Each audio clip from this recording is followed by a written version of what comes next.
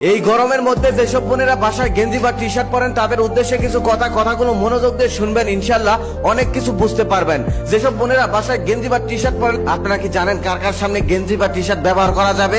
অনেকেই হয়তো বলবে মারামদের সামনে ব্যবহার করা জায়েজ আছে, কিন্তু আপনার ধারণা সম্পূর্ণ ভুল। কারণ যে আপনার বাবা হয়, যে আপনার ভাই লাগে, সেই সম্পর্কের আগেও তাদের আরো একটি সম্পর্ক আছে, তারা হলো পুরুষ। তাদের মধ্যে পুরুষত্ব আছে।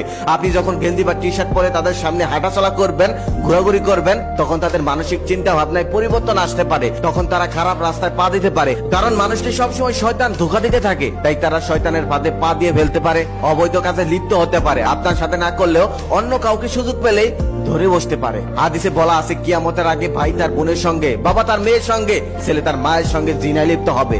আস্তাগফিরুল্লাহ, নাউজুবিল্লাহ। আল্লাহ তাদেরকে হেদায়েত দান করুক, আল্লাহ তাদেরকে ক্ষমা করুক। খবরে অলরেডি এইসব আপনি শুনতে পারবেন, এইসব অলরেডি শুরু হয়ে গেছে। এর কারণ কি জানেন?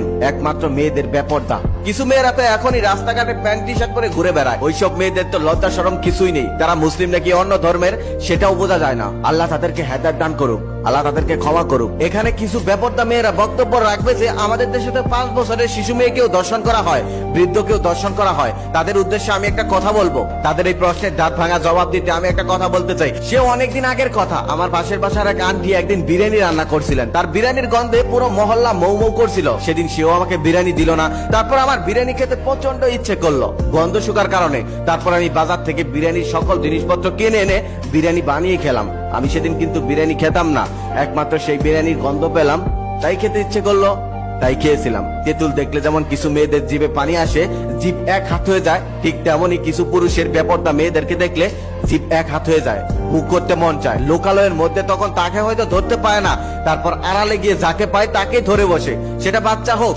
সেটা বয়স্ক হোক, হোক বা যুবতী, সেটা দেখার তার কোনো যায় আসে না। কারণ তার ভোগ করতে হবে, তার জিভে পানি এসে গেছে।